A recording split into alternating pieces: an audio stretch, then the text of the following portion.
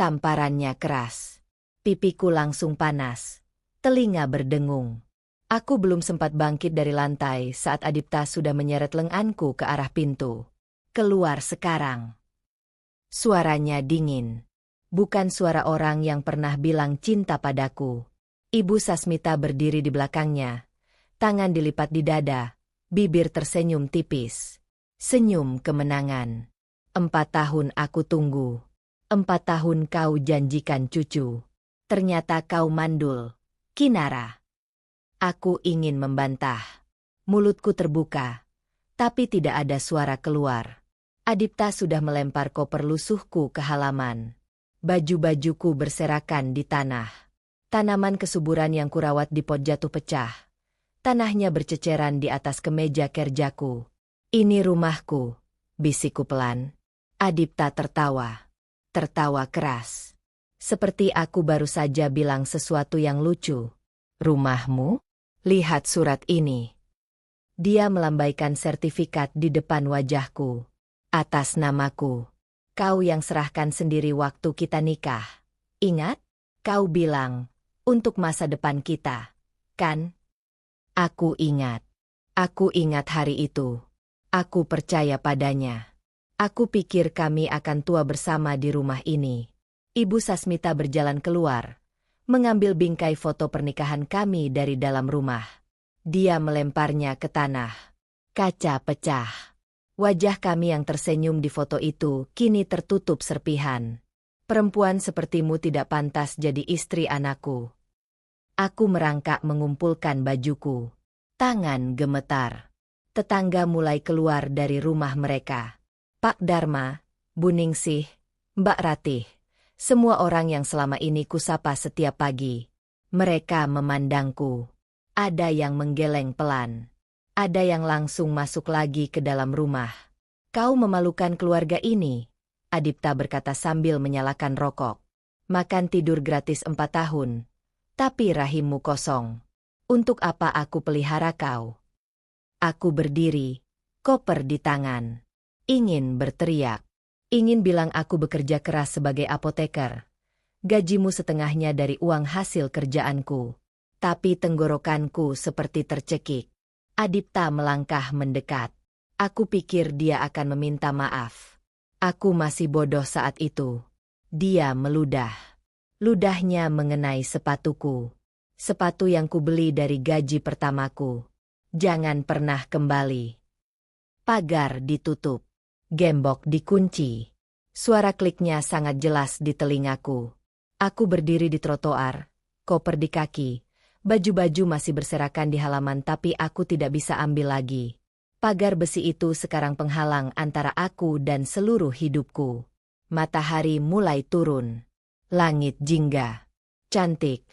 Tapi aku tidak bisa merasakannya. Pak Dharma lewat dengan motornya. Dia melambat, melirikku sebentar.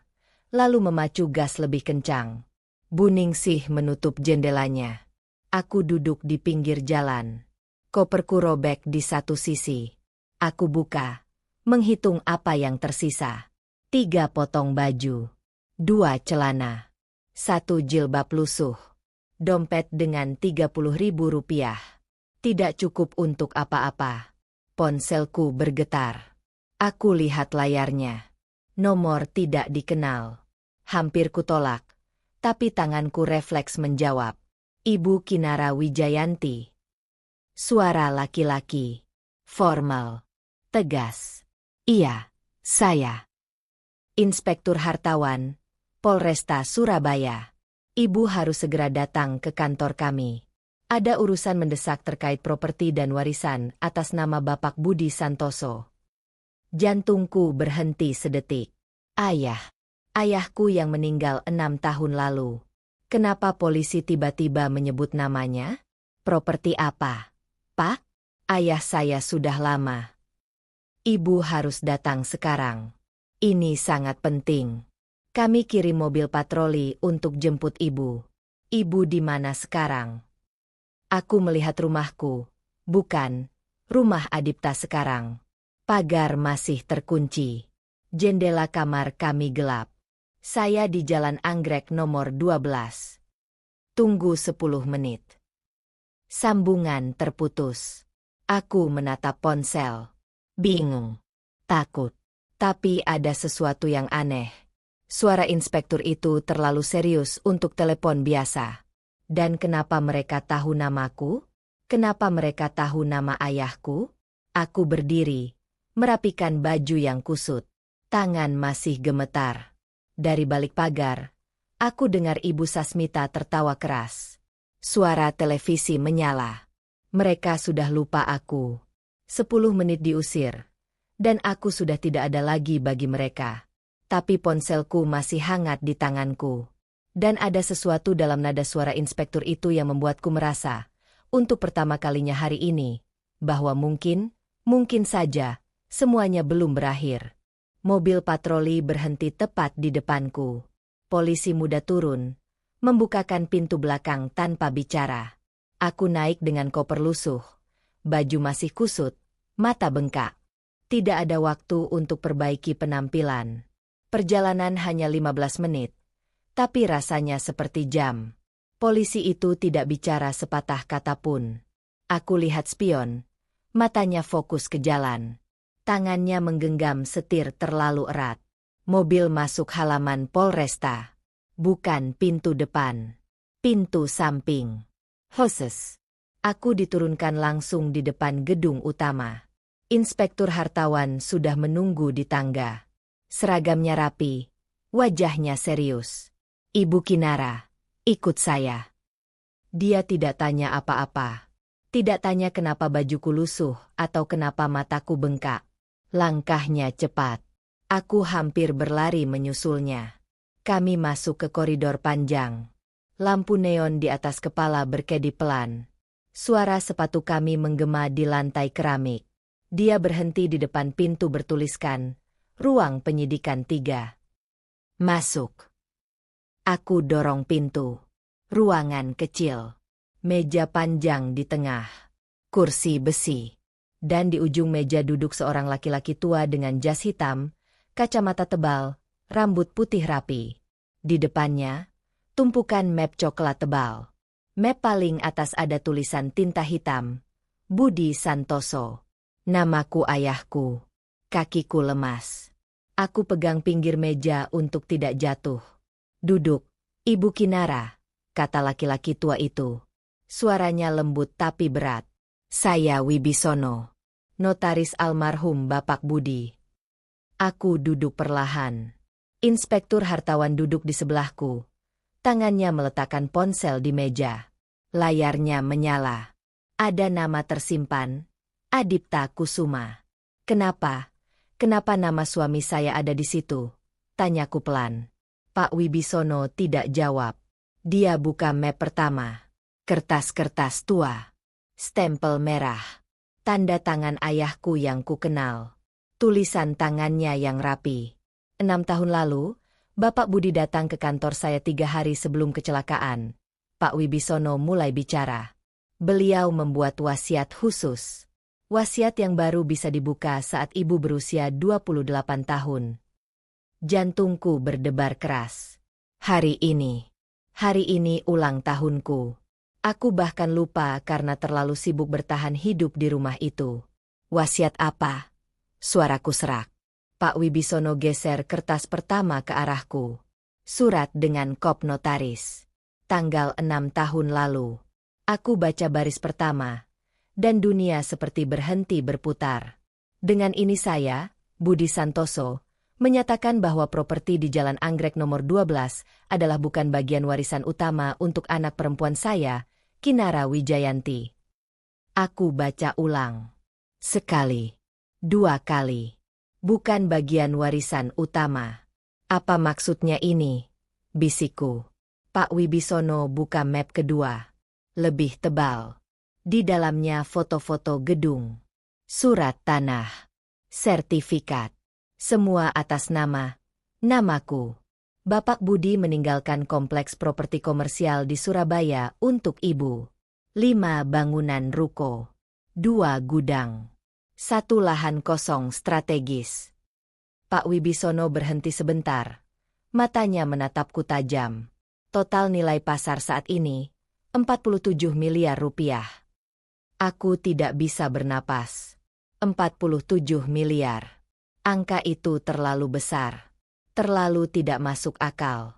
Aku yang baru saja diusir dengan 30.000 rupiah di dompet. Ternyata, kenapa ayah tidak pernah bilang? Suaraku pecah. Beliau ingin ibu menikah karena cinta, bukan karena harta. Pak Wibisono tutup map perlahan. Beliau bilang, jika ada laki-laki yang menikahi ibu hanya karena rumah kecil itu, berarti laki-laki itu bukan orang yang tepat. Ayah tahu. Ayah sudah tahu dari awal. Inspektur Hartawan angkat ponselnya. 1 jam yang lalu, kami terima laporan dari tetangga ibu di Jalan Anggrek. Mereka bilang ibu diusir secara paksa. Kami langsung cek database properti dan menemukan anomali. Anomali apa? Rumah di Jalan Anggrek seharusnya masih atas nama ibu. Tapi entah bagaimana, sertifikatnya sudah dialihkan ke nama Adipta Kusuma tanpa proses legal yang benar. Hartawan ketuk meja pelan. Kami curiga ada pemalsuan dokumen. Pak Wibisono tambahkan, dan karena hari ini ibu genap 28 tahun, wasiat ini resmi terbuka.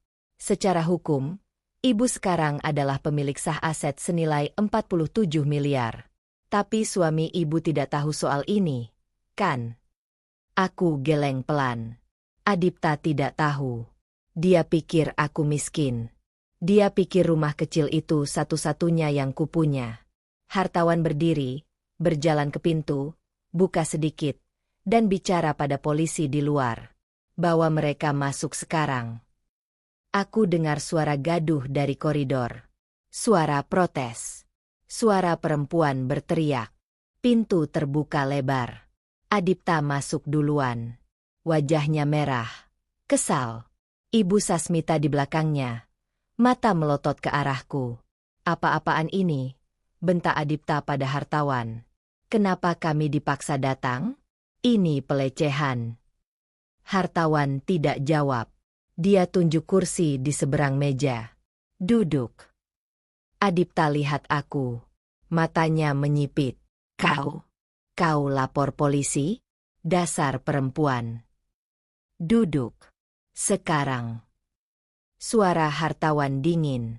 Adipta dan Ibu Sasmita duduk perlahan. Wajah mereka masih angkuh. Masih merasa menang. Pak Wibisono letakkan map tebal di tengah meja. Map dengan nama ayahku. Adipta melirik sekilas. Lalu mengalihkan pandangan.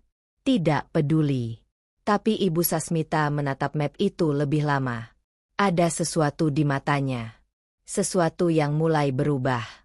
Pak Wibisono buka halaman pertama, lalu geser kertas itu perlahan melintasi meja, tepat di depan wajah Adipta. Silakan baca dengan keras, Pak Adipta, kata Pak Wibisono tenang. Terutama bagian yang saya tandai kuning. Adipta ambil kertas itu. Matanya membaca. Bibirnya bergerak tanpa suara. Lalu berhenti.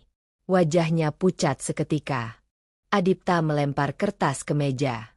Tangannya gemetar. Ibu Sasmita merebut kertas itu, membaca dengan mata menyipit. Bibirnya terbuka perlahan. 47 miliar. Suara Ibu Sasmita nyaris berbisik. Pak Wibisono mengangguk.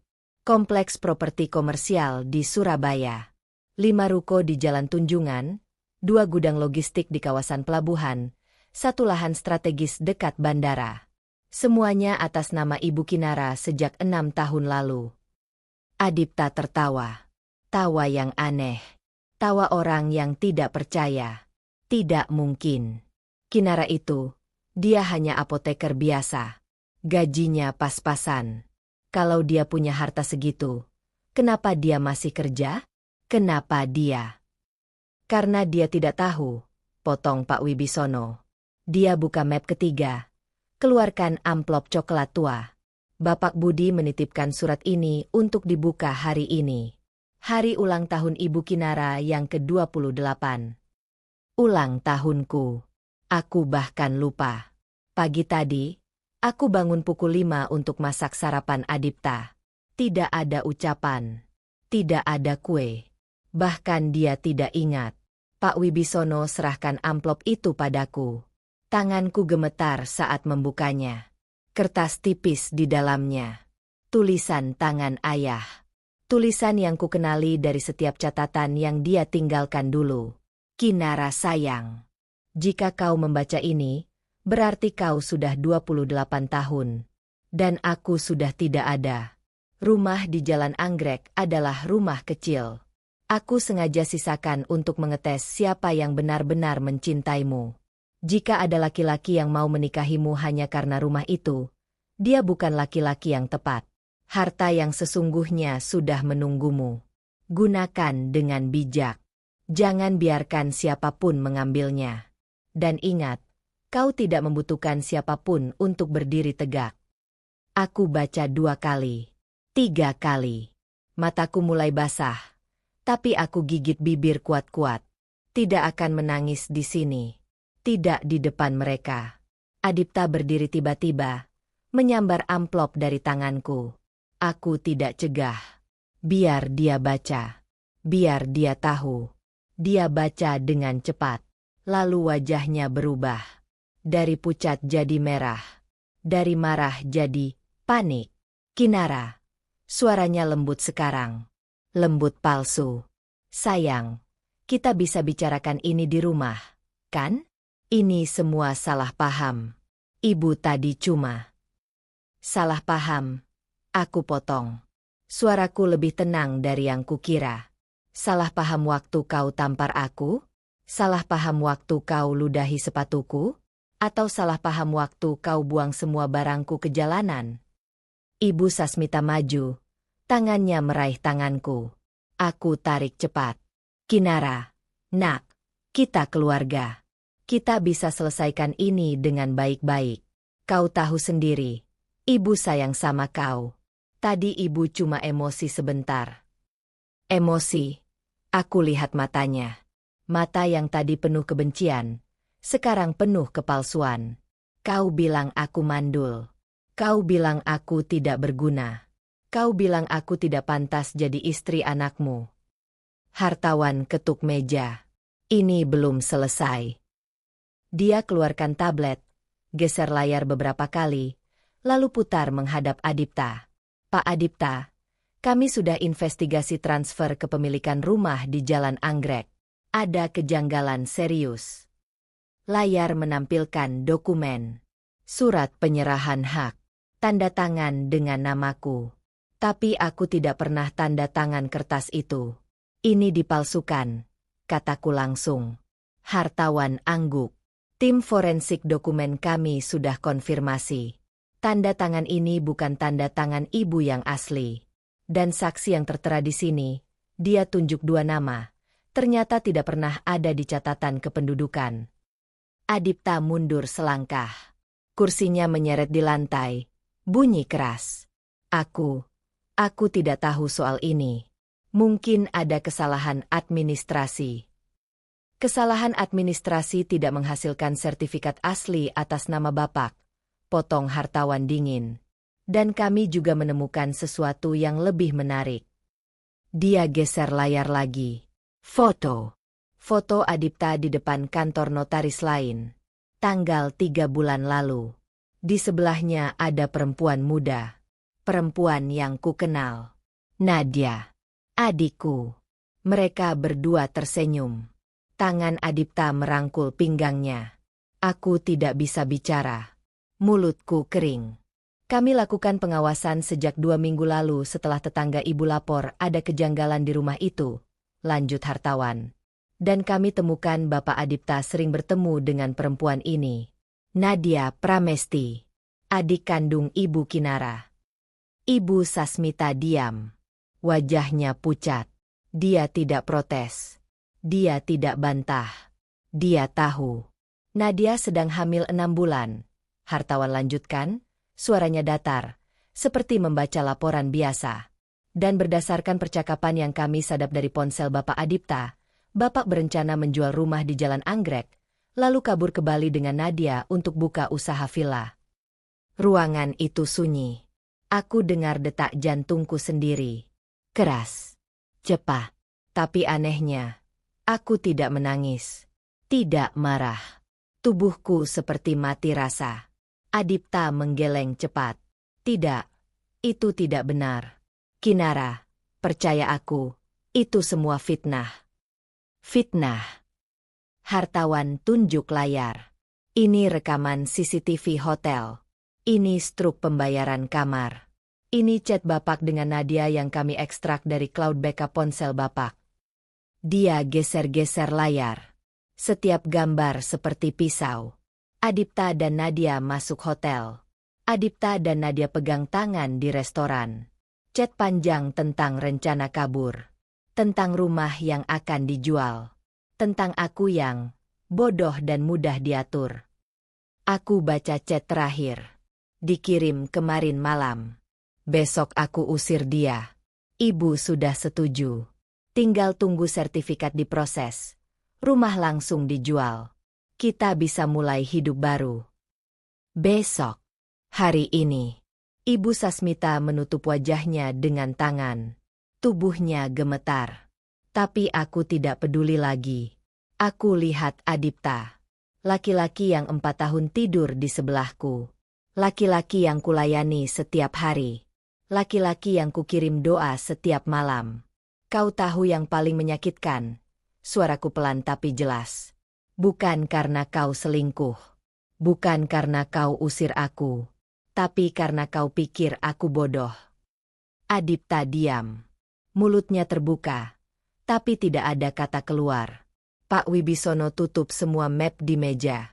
Ibu Kinara, secara hukum, semua aset atas nama ibu sekarang resmi menjadi milik ibu. Rumah di Jalan Anggrek juga akan dikembalikan setelah proses investigasi selesai. Aku angguk pelan. Hartawan berdiri. Pak Adipta, Ibu Sasmita, kami akan lanjutkan pemeriksaan terkait pemalsuan dokumen dan penggelapan. Silakan tunggu di ruang sebelah. 2 polisi masuk, mengawal mereka keluar. Adipta masih menatapku. Mulutnya bergerak seperti ingin bicara. Tapi aku sudah tidak ingin dengar apapun lagi. Pintu tertutup. Ruangan sunyi. Pak Wibisono keluarkan 1 map terakhir. Lebih tipis. Masih ada 1 hal lagi. Ibu Kinara. Sesuatu yang Bapak Budi pesankan khusus untuk hari ini. Dia buka map itu perlahan. Dan aku lihat foto di dalamnya. Foto diriku waktu kecil. Dan foto perempuan yang tidak pernah kulihat sebelumnya. Hartawan buka laptop kedua. Layarnya menampilkan folder bertuliskan, bukti tambahan, rahasia. Ibu Kinara, sebelum kami lanjut, saya ingin ibu lihat sesuatu. Dia klik 1 file. Video mulai putar. CCTV hotel. Tanggal 8 bulan lalu. Lobi mewah dengan lampu kristal. 2 orang masuk dari pintu putar. Adipta dengan kemeja putih. Dan Nadia dengan dress biru yang pernah kupinjamkan padanya. Mereka tertawa. Tangan saling menggenggam. Resepsionis menyerahkan kunci kamar. Nomor 408. Video berpindah. Koridor lantai 4. Mereka masuk kamar bersama. Pintu tertutup. Hartawan klik video kedua. Tanggal berbeda. Hotel yang sama. Nadia keluar dari mobil Adipta. Perutnya sudah sedikit membesar. Aku tidak berkedip. Mataku kering. Ada 23 kali pertemuan yang kami rekam, kata hartawan pelan. Semuanya di hotel yang sama. Kadang seminggu 2 kali. 2 kali seminggu. Saat aku kerja lembur di apotek. Saat aku pulang larut dan Adipta bilang dia kelelahan. Hartawan klik folder lain. Screenshot chat. Ribuan pesan. Aku baca beberapa bagian yang penting. Katanya. Dia scroll ke 1 percakapan. Nadia, kapan kita kabur? Aku udah bosan pura-pura sayang sama dia. Adipta. Sabar. Rumah belum dijual. Tunggu sertifikat beres. Nadia, Kinara curiga enggak? Adipta. Enggak. Dia bodoh. Percaya semua yang aku bilang. Kata, Bodoh. Itu seperti tamparan ketiga hari ini. Hartawan scroll lagi. Chat dari 3 hari lalu. Ibu Sasmita masuk ke grup chat. Grup bernama Rencana Bali. Ibu Sasmita, besok aku suruh Adipta usir Kinara. Biar semuanya cepat kelar. Nadia. Akhirnya. Aku udah nggak tahan lagi pura-pura jadi adik baik. Adipta. Ibu, kalau dia nangis gimana? Ibu Sasmita. Biarkan. Perempuan kayak dia nggak ada gunanya. Mending kita fokus ke masa depan kalian. Aku baca chat itu 3 kali. Ibu Sasmita yang sering kupanggil Ibu, dengan hormat. Ibu yang kusajikan teh hangat setiap pagi. Ibu yang kubawakan obat saat dia sakit. Hartawan tutup laptop. Grup chat ini aktif sejak 6 bulan lalu. Mereka merencanakan semuanya. Termasuk cara mengusir ibu hari ini. Pintu ruangan terbuka. Polisi masuk. Di belakangnya Nadia digiring dengan borgol tangan. Perutnya besar. 6 bulan. Mungkin lebih. Dia lihat aku. Matanya melebar. Lalu langsung menunduk. Duduk. Perintah hartawan. Nadia duduk di kursi seberang. Tangannya gemetar. Borgolnya berbunyi saat menyentuh meja. Kakak. Suaranya kecil. Aku bisa jelaskan. Diam. Potongku. Suaraku asing di telingaku sendiri. Datar. Dingin. Aku tidak mau dengar apapun dari mulutmu. Hartawan letakkan foto USG di atas meja. Ini dari rumah sakit tempat Nadia periksa kandungan. Usia janin 6 bulan 2 minggu. Jenis kelamin laki-laki. Nadia menangis. Air matanya jatuh ke foto USG itu. Kak, maafin aku. Aku nggak sengaja jatuh cinta sama Adipta. Ini semua salah aku. Tidak sengaja. Aku berdiri. Kursi menyeret keras. Kau tinggal di rumahku selama 3 tahun kuliah. Aku yang bayar uang semestermu. Aku yang kasih makan kau setiap hari. Dan kau balas dengan tidur sama suamiku. Nadia menggeleng cepat. Bukan begitu. Kak. Adipta yang mulai duluan. Dia bilang dia nggak bahagia sama kakak. Dia bilang. Cukup. Hartawan angkat tangan. Kami tidak di sini untuk dengar pembelaan. Kami di sini untuk proses hukum. Dia keluarkan berkas lain. Selain perselingkuhan, kami juga menemukan rencana penipuan properti. Bapak Adipta dan Nadia berencana menjual rumah Ibu Kinara dengan sertifikat palsu, lalu kabur ke Bali. Nadia diam. Bibirnya bergetar. Pintu terbuka lagi. Kali ini Adipta dan Ibu Sasmita digiring masuk. Adipta lihat Nadia. Lalu langsung panik. Nadia, kau tidak boleh bicara apa-apa. Dengar, kita punya hak untuk diam. Terlambat. Potong hartawan. Nadia sudah memberikan keterangan lengkap 10 menit lalu di ruang sebelah. Termasuk detail transfer uang hasil gadai sertifikat rumah palsu. Wajah Adipta merah padam. Dia maju ke arah Nadia. Tapi polisi langsung menghalangi. Kau bodoh. Aku bilang jangan ngomong apa-apa. Teriaknya. Nadia menangis makin keras. Aku takut. Adipta. Mereka bilang aku bisa dipenjara. Hartawan ketuk meja keras. Duduk. Semua. Adipta dan Ibu Sasmita didorong ke kursi. Mereka bertiga sekarang duduk berhadapan denganku. Seperti pengadilan kecil. Ibu Sasmita. Hartawan memanggil.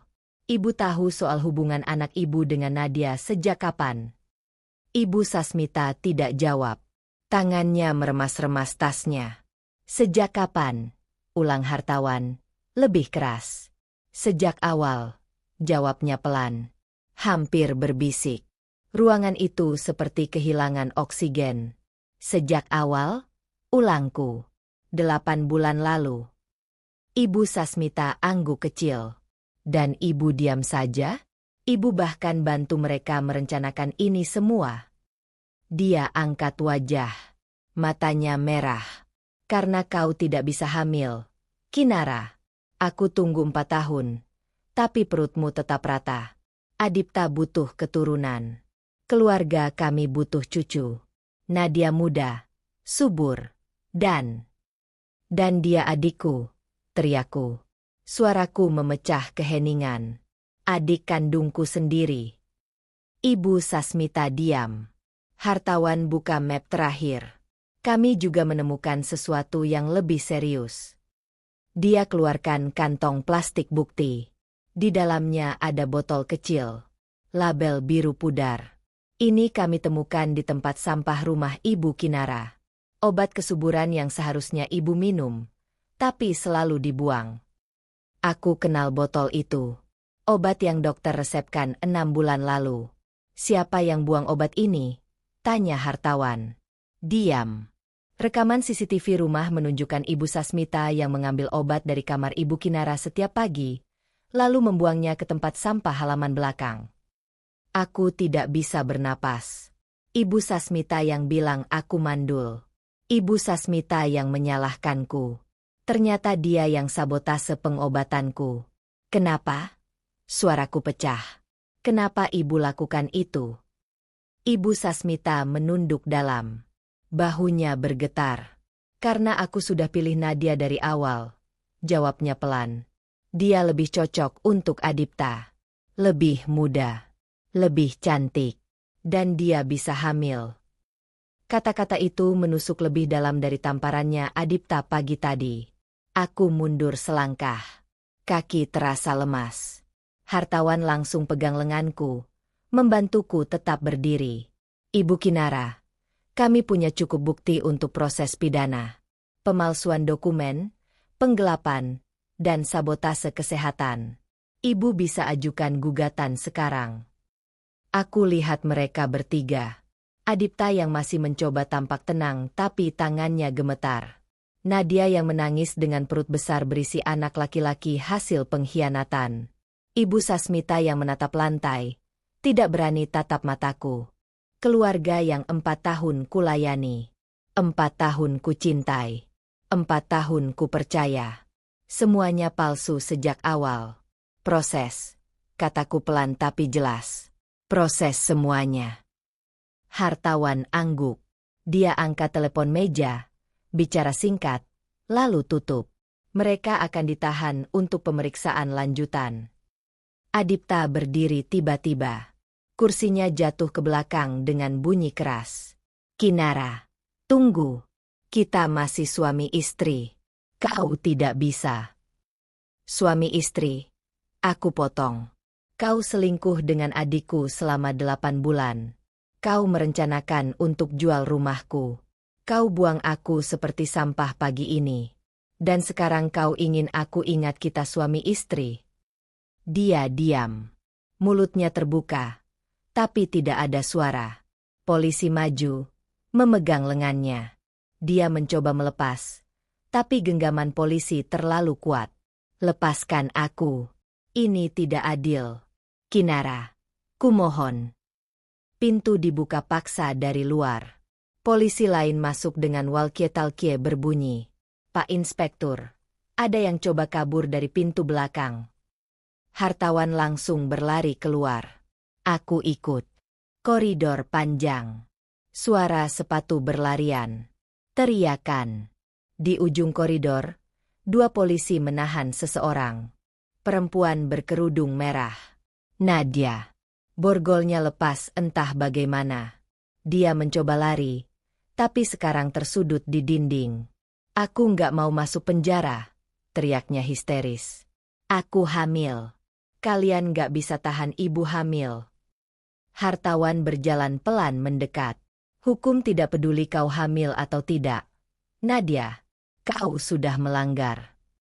Nadia merosot ke lantai. Tangannya memeluk perutnya. Menangis sejadi-jadinya. Aku berdiri di ujung koridor.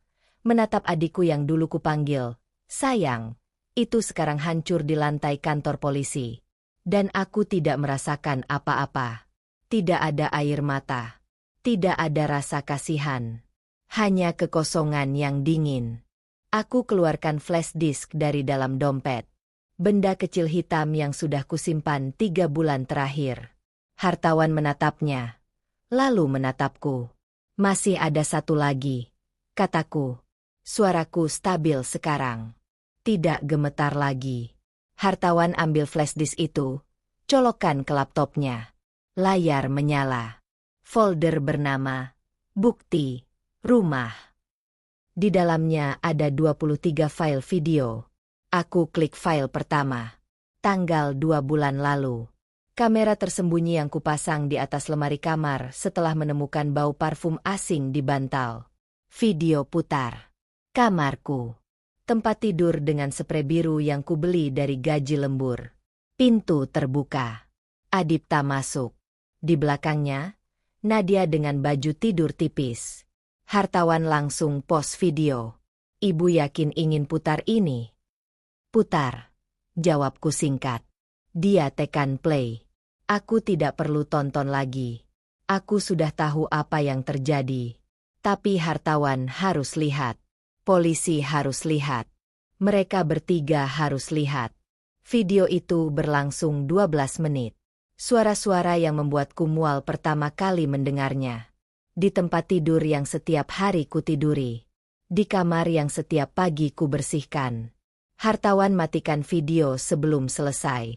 Wajahnya tegang. Ada berapa file seperti ini? 7. Jawabku. 7 kali dalam 2 bulan terakhir. Semua saat aku kerja malam. Aku klik file lain. Video dari kamera di taman belakang. Pagi hari. Ibu Sasmita berjalan ke pot tanaman kesayanganku. Anggrek putih yang kurawat selama 3 tahun. Dia buka botol kecil. Cairan bening dituang ke tanah. Tanaman itu layu dalam 2 hari. Aku pikir aku yang salah merawat. Hartawan maju videonya. Ibu Sasmita masuk ke kamarku. Aku sedang mandi. Dia buka laci obat, ambil botol kesuburan, lalu keluar dengan cepat.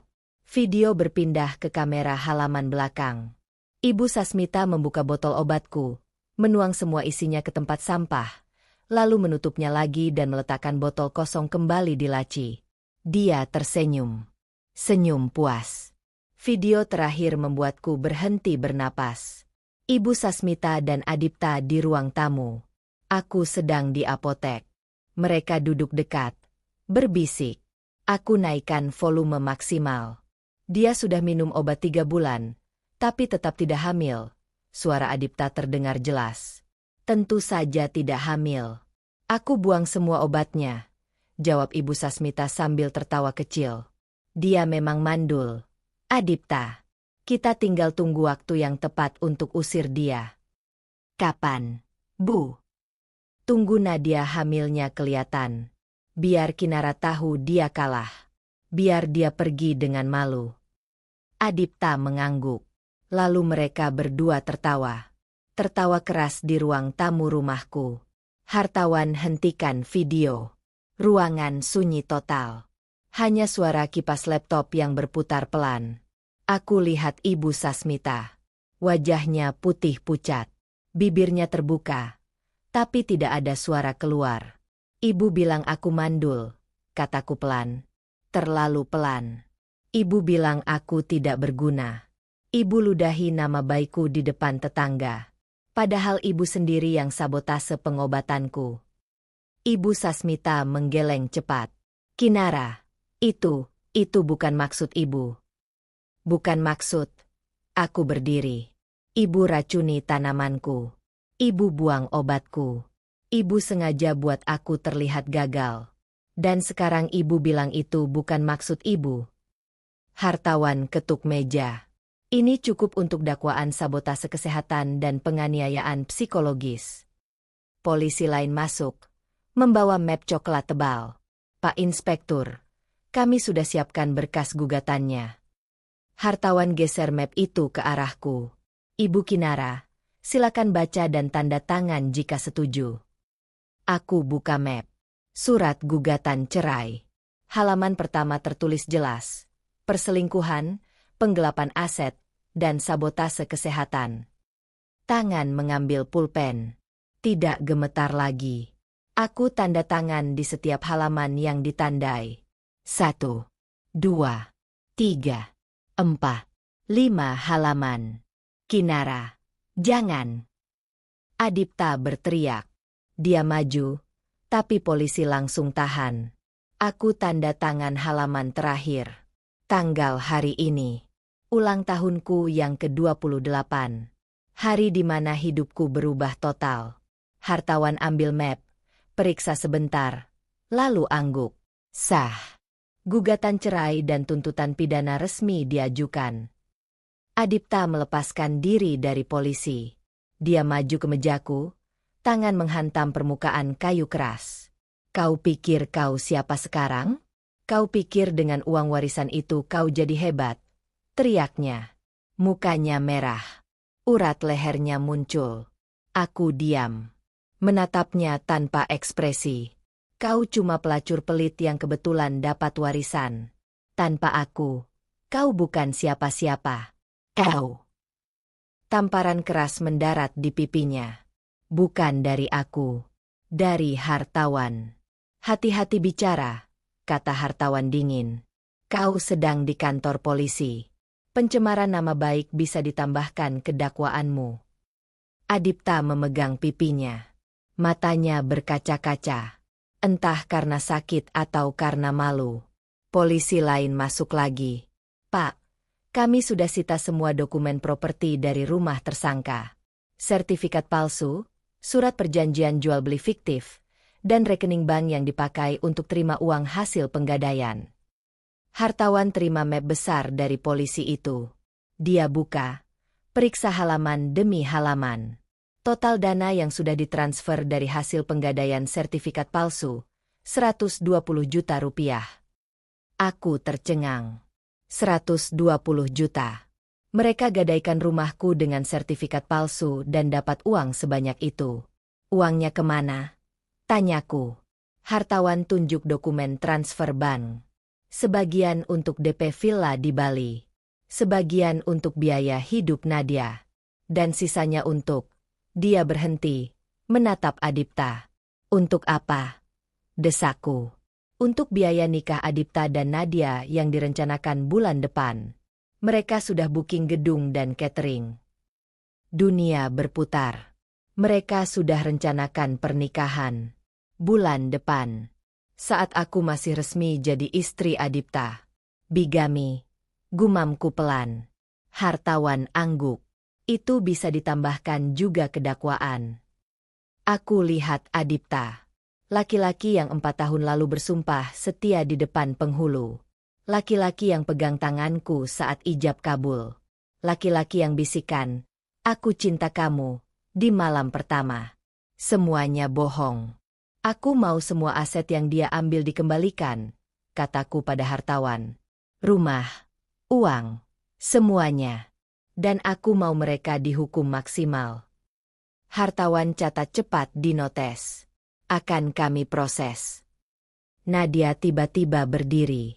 Tubuhnya goyah. Tangannya memegang perut. Kakak, kumohon.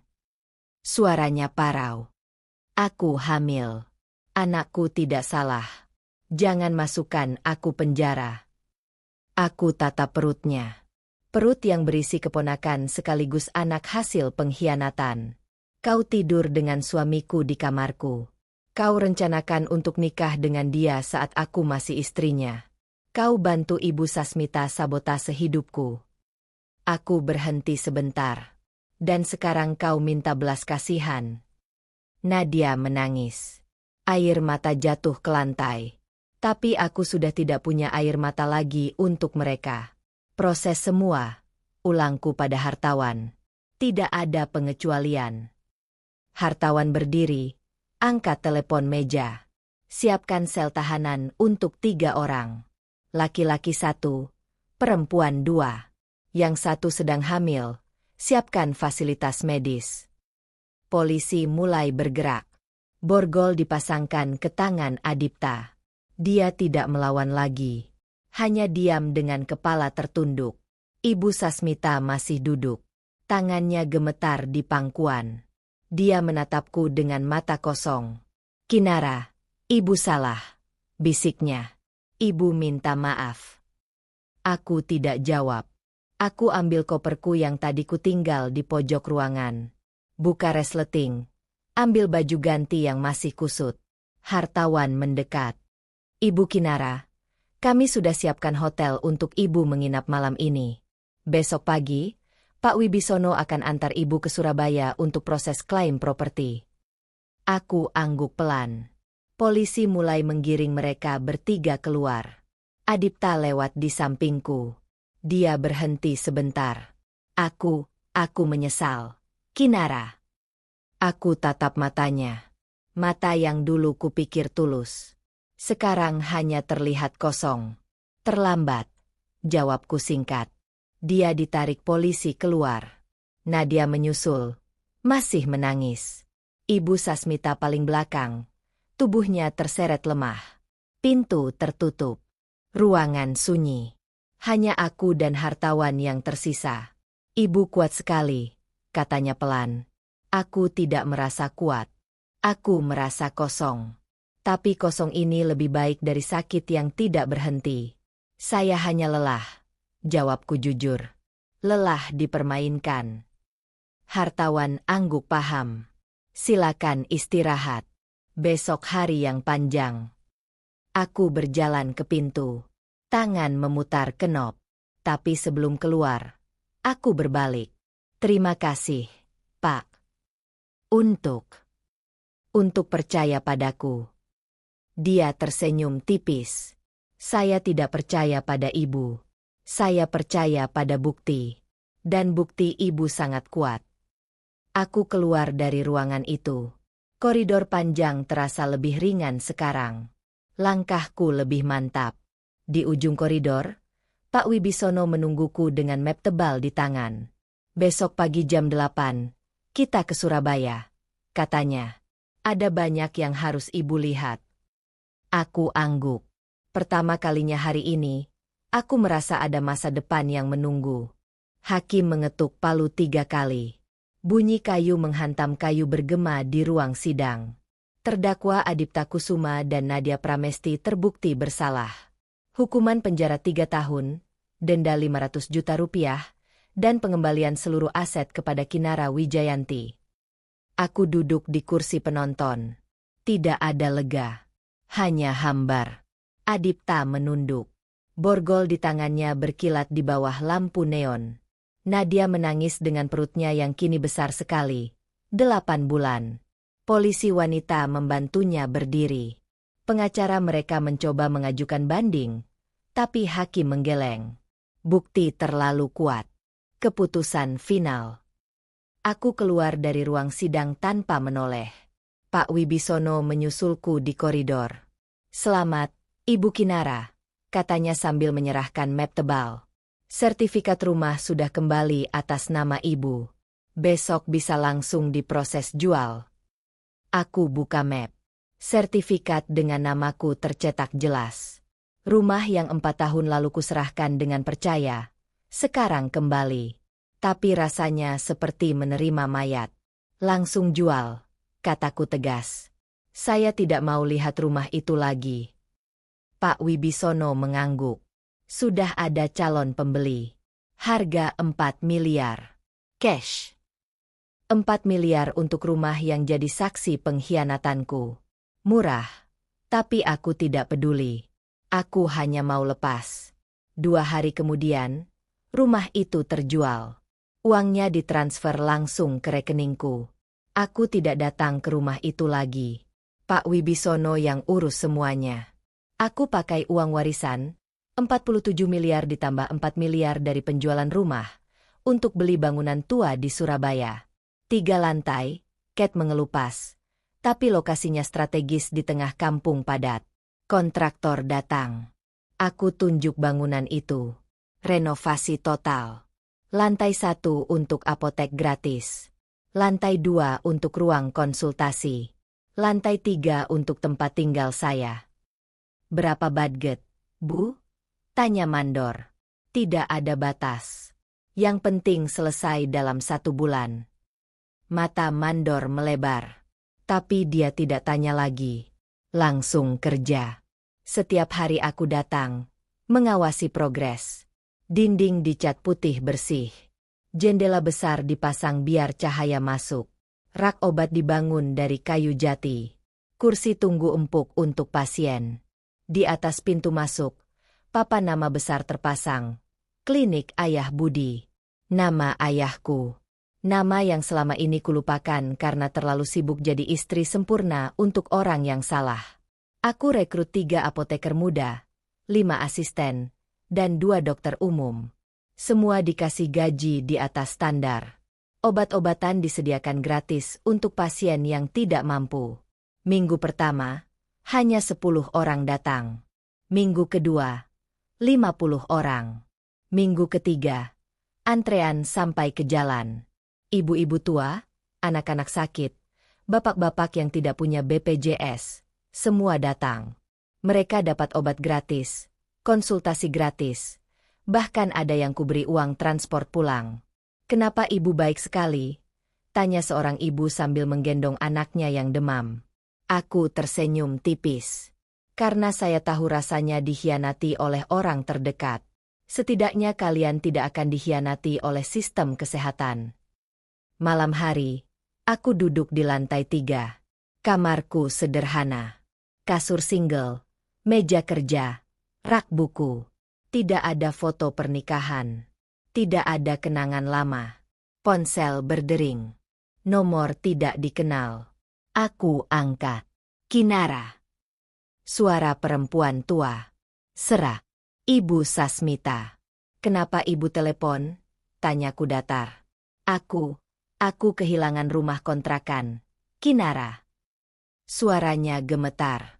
Adipta ternyata gadaikan rumahku diam-diam. Sekarang aku diusir. Tidak punya tempat tinggal. Aku diam. Menunggu. "Tolong aku, Kinara. Kumohon. Aku tidak punya siapa-siapa lagi. Ibu punya Adipta. Ibu punya Nadia. Mereka di penjara. Aku sendirian sekarang." Aku tutup mata sebentar. Bayangan Ibu Sasmita yang dulu tersenyum saat meracuni tanamanku muncul jelas. Ibu yang bilang aku tidak berguna. Ibu yang sabotase pengobatanku. Ibu yang rencanakan kehancuranku. Aku berhenti sebentar. Sekarang ibu minta tolong pada orang yang ibu anggap sampah. "Kinara, maafkan aku salah." "Saya sudah maafkan ibu." Suaraku tenang. "Tapi memaafkan tidak berarti saya harus bantu ibu. Selamat malam." Aku matikan telepon. Blokir nomornya. Tidak ada gunanya simpan kontak orang yang sudah mati bagiku. Pagi berikutnya, aku ganti nama di KTP. Kinara Wijayanti resmi mati. Yang hidup sekarang adalah Kinara Budi Santoso, mengambil nama belakang ayahku. Identitas baru. Hidup baru. Aku potong rambut panjangku jadi pendek sebahu. Pakai kacamata minus meski mataku sehat.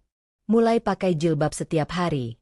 Dulu aku jarang pakai karena Adipta tidak suka.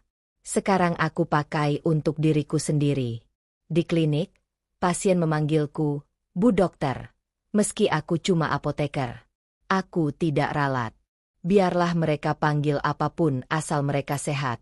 Suatu sore, seorang perempuan muda masuk dengan anak perempuan kecil yang batuk parah.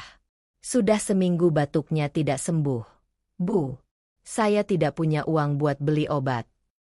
Aku periksa anaknya. Infeksi tenggorokan. Perlu antibiotik. Gratis. "Bu, obatnya gratis di sini." Aku kasih resep ke asisten. Perempuan itu menangis. "Terima kasih, Bu. Tuhan pasti balas kebaikan ibu." Aku tersenyum kecil. Tuhan sudah balas kebaikanku dengan cara yang tidak kuduga.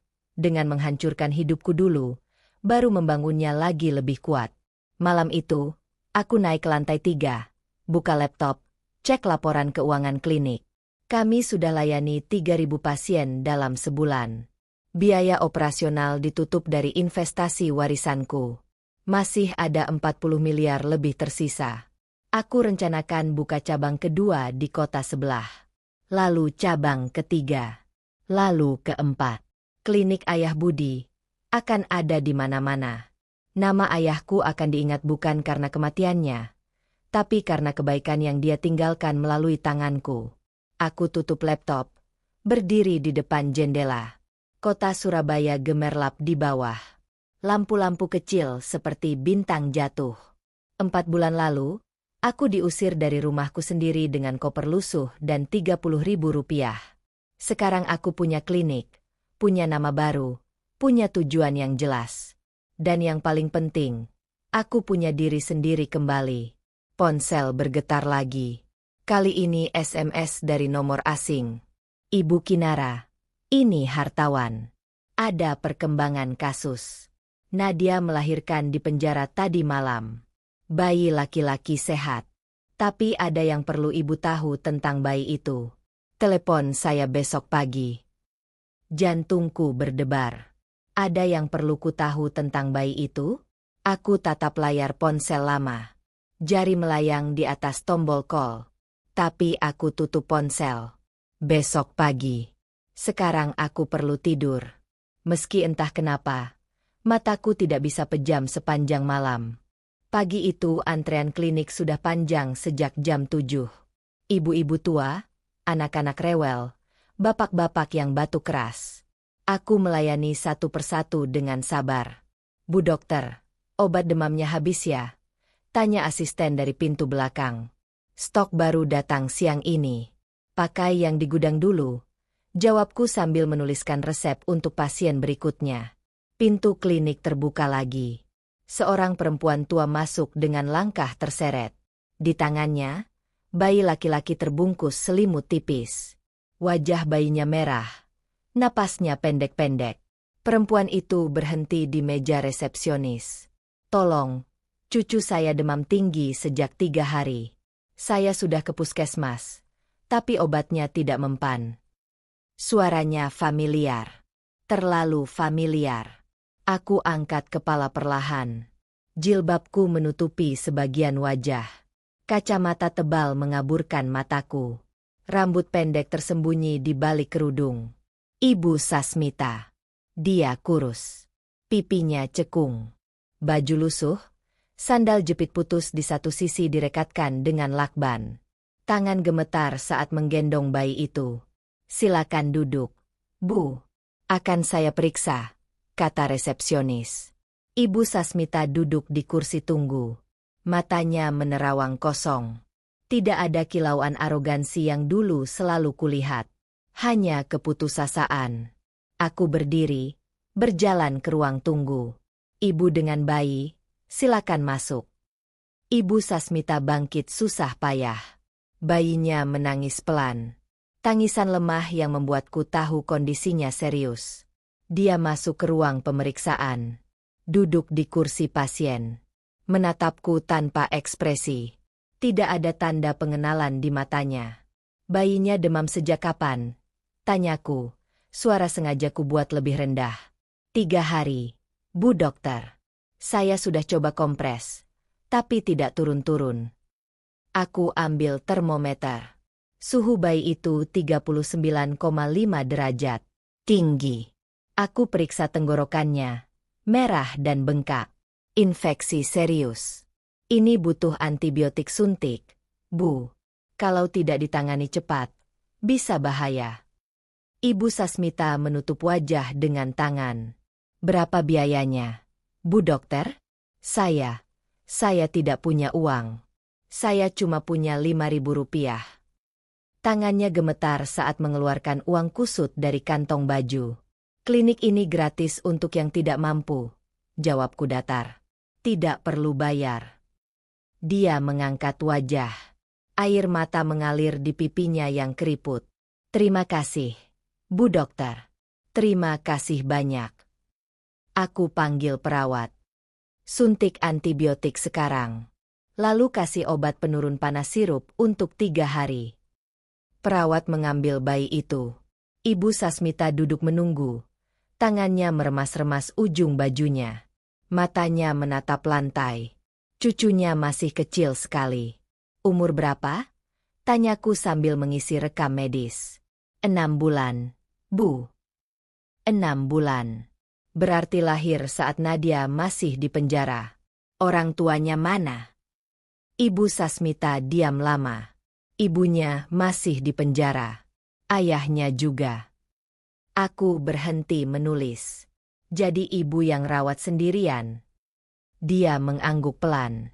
Saya tidak punya pilihan lain. Keluarga lain sudah tidak ada yang mau bantu. Perawat kembali dengan bayi yang sudah disuntik. Tangisannya lebih keras sekarang. Tanda dia lebih kuat dari tadi. Obatnya diminum 3 kali sehari sesudah makan. Kalau besok belum turun demamnya, bawa ke sini lagi, kataku sambil menyerahkan kantong plastik berisi obat. Ibu Sasmita menerima dengan 2 tangan. Terima kasih, Bu Dokter. Semoga Tuhan balas kebaikan ibu. Dia berdiri, menggendong bayinya, berjalan ke pintu. Tangan sudah menyentuh kenop pintu. Ibu Sasmita. Suaraku pelan, tapi cukup keras untuk dirinya dengar. Dia berhenti, berbalik perlahan. Matanya menyipit, mencoba mengenali.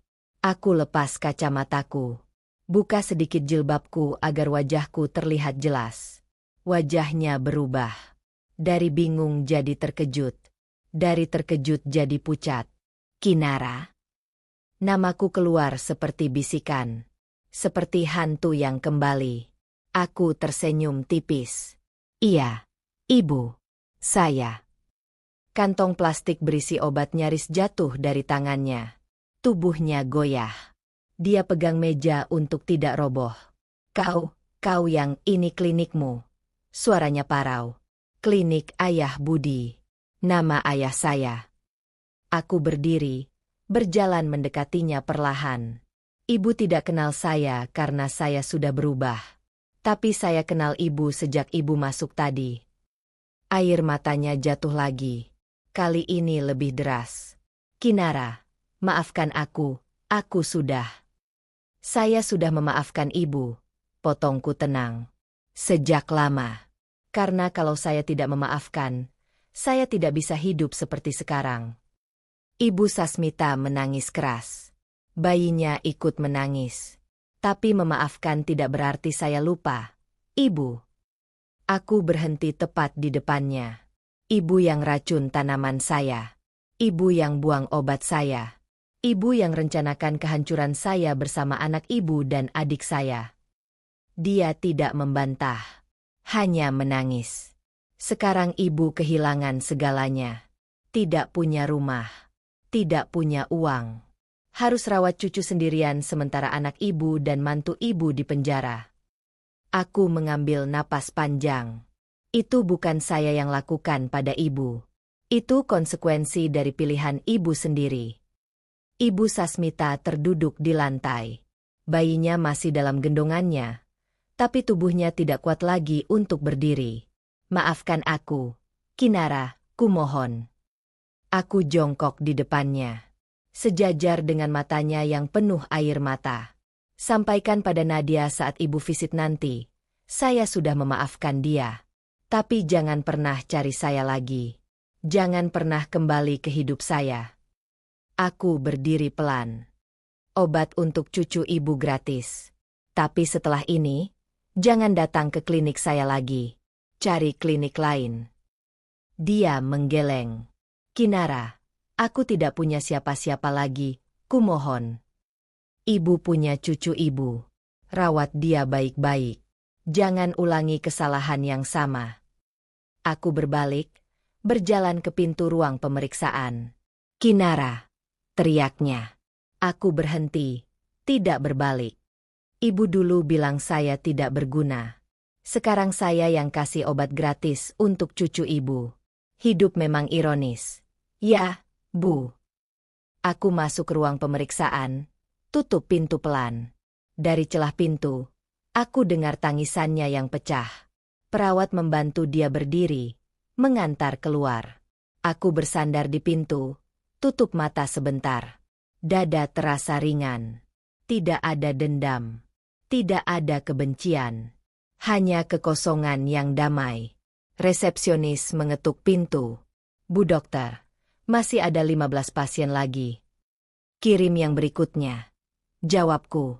Hidup terus berjalan. Pasien terus datang. Dan aku terus melayani. Sore hari, klinik tutup. Aku naik ke lantai 3. Duduk di meja kerja. Di dinding, terpasang foto ayahku. Satu-satunya foto yang kubawa dari rumah lama. Ayah tersenyum di foto itu. Senyum yang hangat, yang dulu selalu membuatku merasa aman. Terima kasih, Ayah, bisikku pelan. Terima kasih sudah melindungiku bahkan setelah kau tiada. Terima kasih sudah ajari aku bahwa harta yang sesungguhnya bukan uang, tapi kehormatan diri. Aku buka laptop, cek laporan keuangan. Klinik cabang kedua sudah hampir selesai dibangun. Cabang ketiga masuk tahap perizinan. Nama, Klinik Ayah Budi, akan segera ada di 5 kota. Ponselku bergetar. SMS dari hartawan. Ibu Kinara, persidangan banding Adipta ditolak. Hukuman tetap 3 tahun. Nadia juga sama. Mereka akan keluar tahun depan dengan catatan kelakuan baik. Aku tidak membalas. Aku delete SMS itu. Mereka bukan bagian dari hidupku lagi. Tidak sekarang. Tidak nanti. Tidak selamanya. Aku tutup laptop. Berdiri di depan jendela. Kota Surabaya mulai gelap. Lampu-lampu menyala satu persatu. 6 bulan lalu, aku berdiri di trotoar dengan koper lusuh dan hati hancur. Sekarang aku berdiri di klinik sendiri dengan nama baru dan tujuan jelas. Aku bukan lagi Kinara Wijayanti, istri yang dibuang. Aku Kinara Budi Santoso, perempuan yang bangkit dari pengkhianatan dengan martabat utuh. Dan itu cukup. Itu lebih dari cukup.